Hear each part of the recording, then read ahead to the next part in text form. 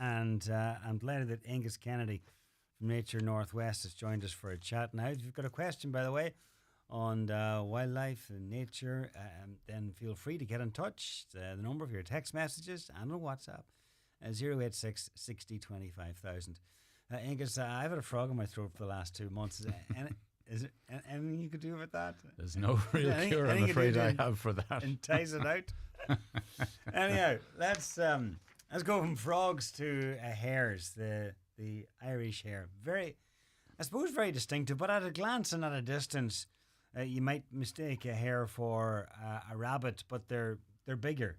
They're bigger, and of course the young hares are very easy to mistake, and they won't move quite as fast. But one of the big things is when you watch them for a moment is their gait and the way they move. And hares have a very kind of loping gait. They've got such power in their back legs, and the whole back of the hare rises up quite a lot for every step. So, so you see this rolling kind of rolling gait of theirs with their big back legs just pushing on.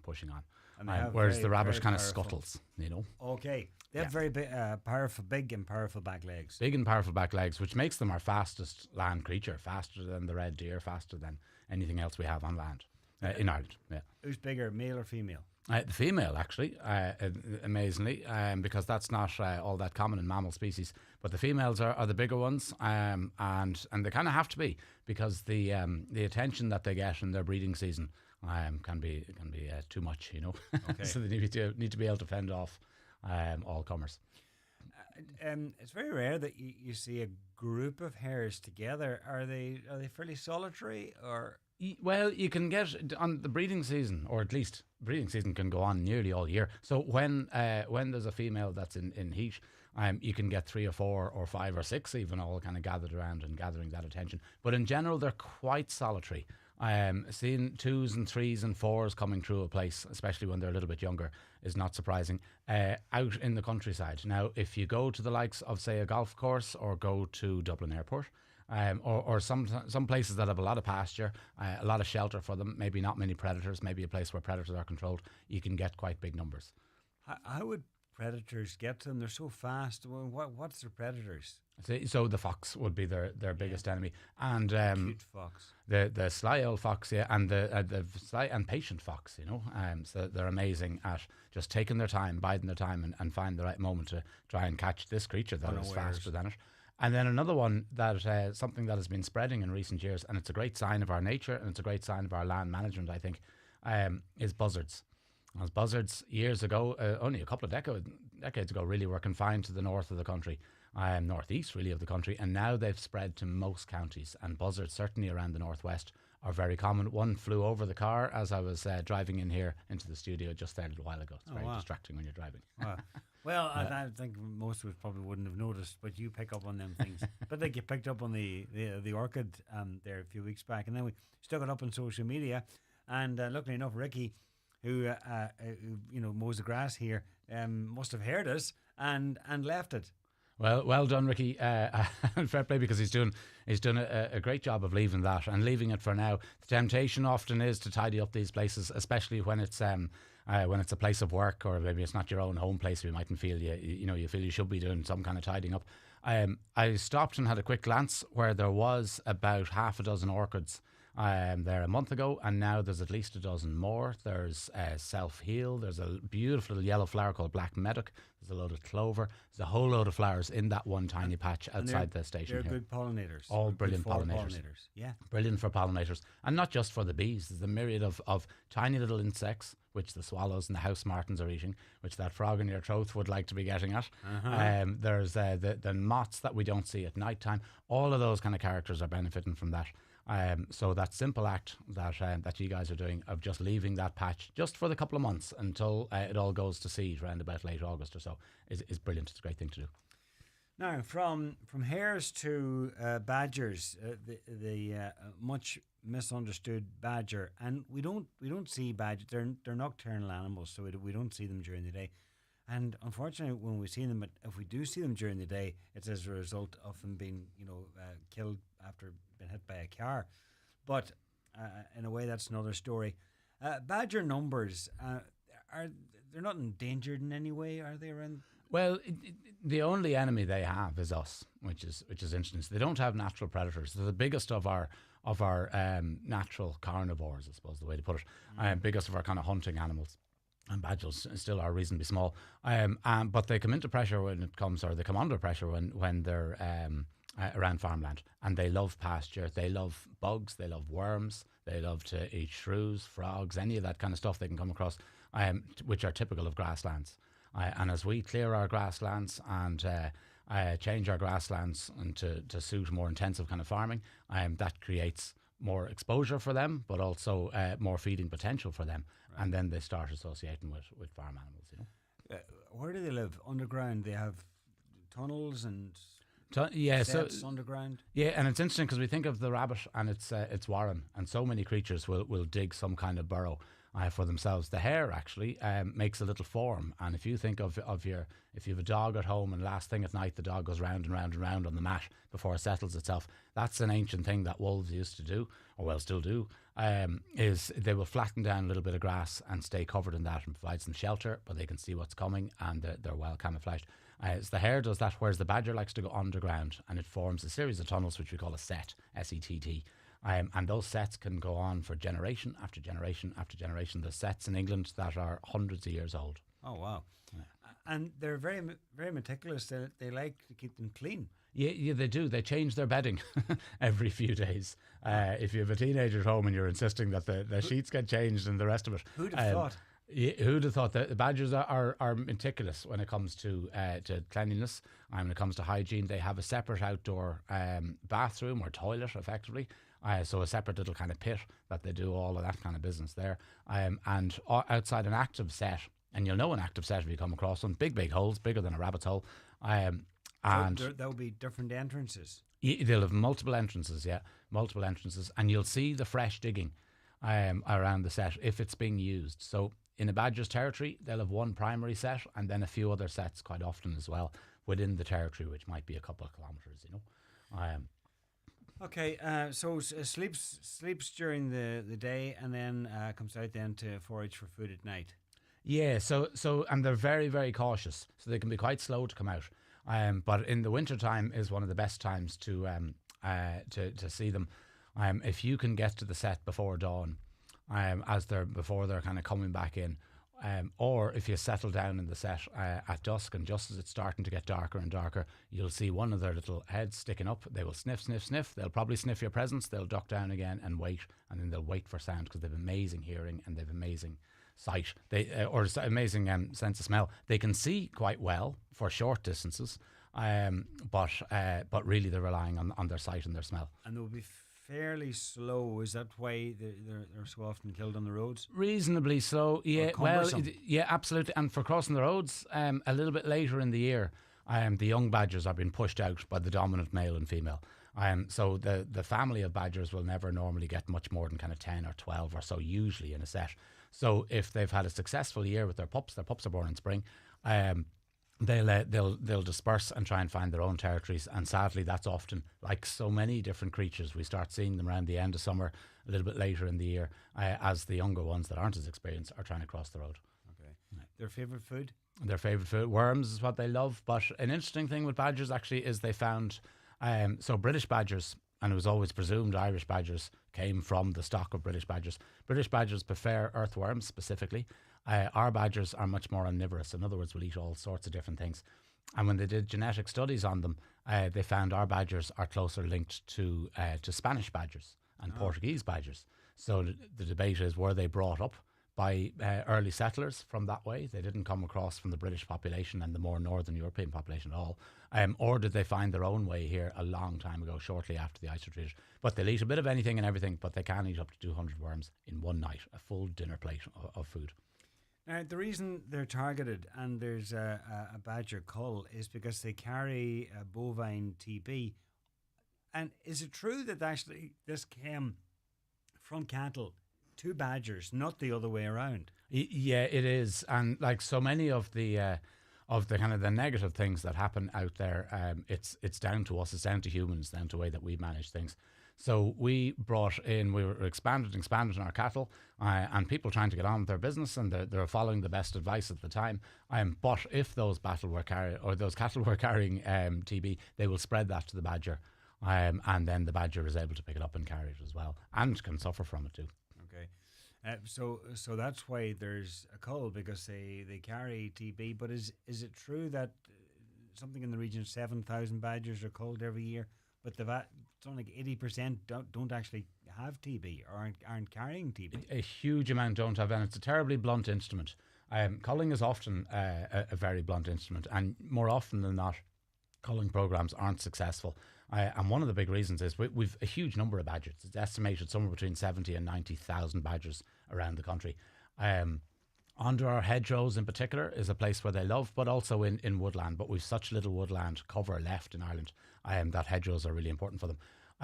I was looking up the figures there before I came on. 5,500 per annum on average, the departments say that they're still culling.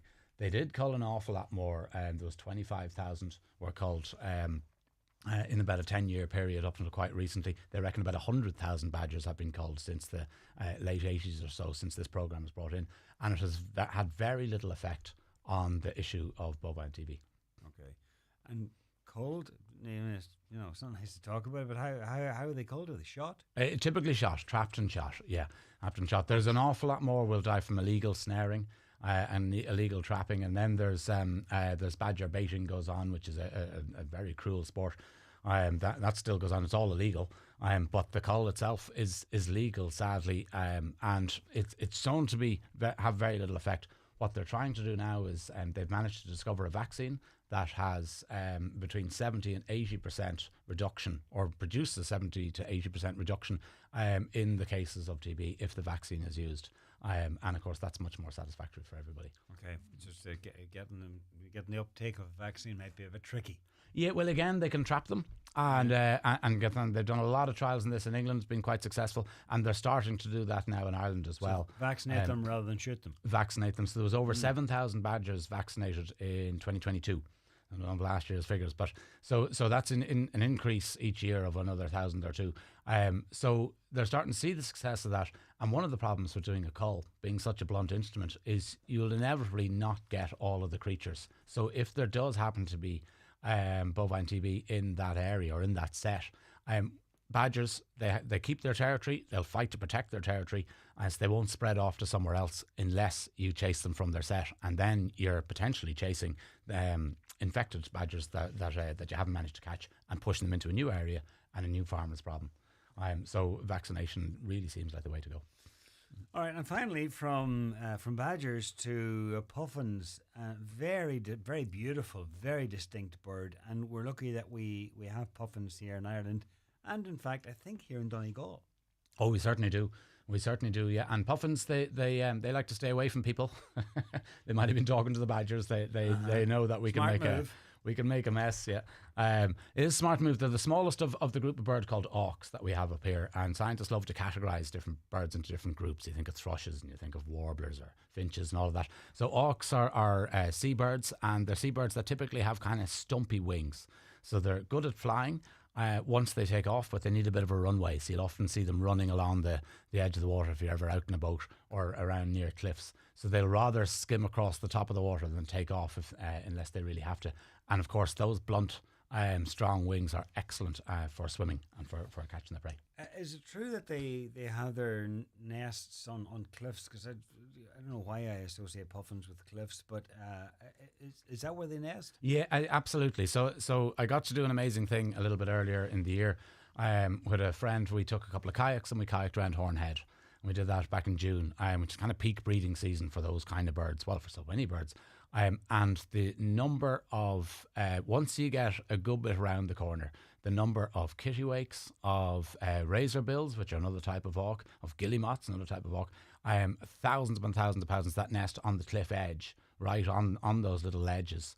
But then once you get around to the kind of the grassy slopes, now very steep slopes, not the kind of slope you'd be walking up, and they will find a little burrow, they'll turf out rabbits. They're tough little things, they're a tiny bird, not much big, well, a bit bigger than a blackbird.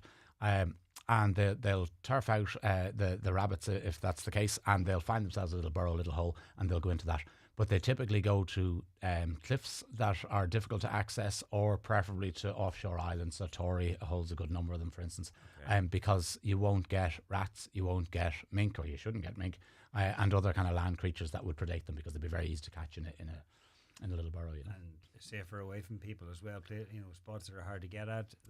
And safer away from people, because their life cycle is amazing, really. And an awful lot of those seabirds, one of the things that makes them so terribly vulnerable to any change, be that change in the storms, be that change in temperatures in the ocean, or food availability, or from something like invasive species like a mink that we might have released accidentally, is they won't breed until they're at least 3 years old, quite often 5 years old, and they'll only have one chick per year.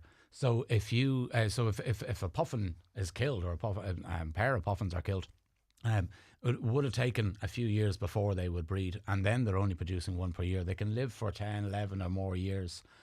So they're really, really dependent on having a safe habitat, both on land for their nesting and preferably at sea. They spend a lot of time when they're young out at sea, and is that like staying out at sea and not coming ashore? Not coming ashore. They're incredible creatures when you think of them, because everybody can picture a puffin, and they're very cute, small, dumpy, cute little things with those incredibly colourful beaks, which they only have, by the way. That's an outer sheath on the beak to make them more attractive to their mate. So they mate for life, and they reform that bond then as they come back to their breeding season. But the colour and the vigour of that beak, a bit like the colour and the vigour of a garden bird that you might get at your feeder, that helps it to breed and helps show its strength.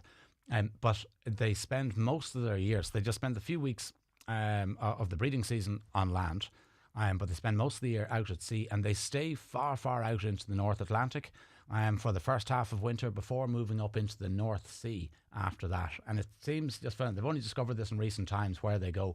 It seems bizarre to think that they can spend so much of their time sleeping, feeding, hanging out in the North Sea in the middle of winter, in the North Atlantic Ocean in the middle of winter. They're able to drink seawater, so that doesn't seem to bother them. They're able to eat while under, so they swim under to catch their prey, but they're able to eat underneath the waves before they pop back up again, and they're able to push that salt out of the seawater, something we, of course, can't do.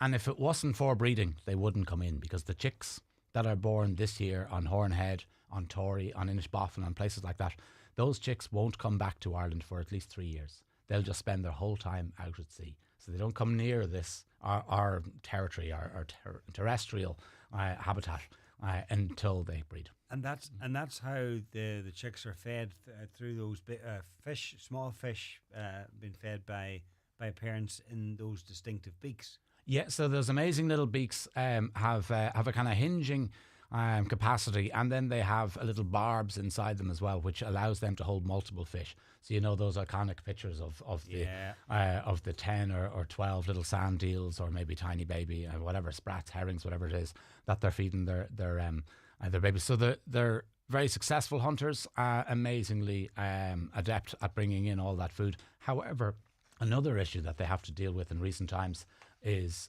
plastic. And it's funny, I've heard a few radio shows recently, not on Highland, I'm very pleased to say, but on some of our other stations around the country, with people just giving out about the plastic tops on bottles, for instance. And a new EU law has brought it in that they're now attached to the bottle. And I think it's a terribly lazy thing to give out about something like that when you look at the amount of mess that we make from producing plastic, which of course adds into the fossil fuel industry, which adds into climate change. 9% of oil ripped out of the ground is turned into plastic for our own convenience. And of course, so much plastic is one-off disposable, and an awful lot of it finds its way into the sea. So try and be responsible when it comes to the straws, and it comes to the bottle tops, and it comes to your own plastic use. Because so much of that trash, when it gets broken down, drifts out into sea, and the puffins just see this little shiny creature or little shiny thing in the sea that they think is some kind of little eel or whatever. Yeah. And one of the big issues that not just puffins but a lot of our seabirds is having is that babies are being accidentally, inadvertently fed plastic, and then of course they're bunched. A caller says squirrels keep coming into the shed and eating from a bag of nuts that's there for animals. Can he do anything? Squirrels are tricky, all right, to keep out, and they're smart little creatures. They're very adaptable.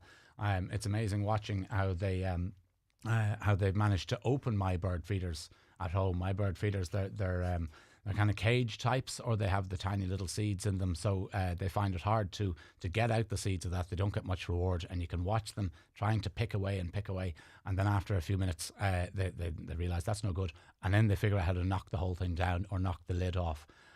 So they are tricky. The only way to do that is to put some kind of mesh, some kinds of netting over the lower down entrances. Nice to keep the top of the barn open if there's any swallows or any other birds that are seeking shelter in there, or even nesting in there, better again. And to do that, you keep your top entrances open and make sure there's nothing easy for the squirrel to be able to climb up. So some kind of sheet of plastic or whatever over while the birds are there, to make it too slippy for the squirrels to access. Okay. I'm afraid it's not a very satisfactory answer, but that's but the only way, because they're smart. Right, well, the best luck with that. As always, thanks, Aengus. naturenorthwest.ie if you'd like to visit the website and get more info, and we will chat again soon, I hope. That's super. Thanks, John. All right, time to take a short break. In fact, what we'll do is, take a short break. Way over time, but we'll take a short break. Get with the best. Virgin Media, Ireland's best broadband with full fibre and speeds of 2 gig, is now available in Donegal. Check your area on virginmedia.ie. It's playtime. Virgin Media, sponsors of Around the Northwest. Your brand new Nissan is waiting for you at iMotors. Don't worry if you've missed out on the 242 pre-sales. We have a wide variety of Nissan cars to suit you, including the SUV of the year, the Nissan X-Trail. Avail of finance offers starting at 0% or save €10,000 off the Nissan Leaf. Visit imotors.ie and get immediate delivery today, or visit our showroom. Experience total relaxation in the Spa at Orchids at the Holyrood Hotel, Bundoran. Recently awarded Best Hotel Spa Getaway at the RSVP Spa Awards. Enjoy luxury spa baths, revitalising facials, rejuvenating massages, pampering body treatments, outdoor hot tub and tranquil Japanese garden. Visit on a luxury spa day, pop in for some me time, or buy the perfect present with a gift voucher. Relax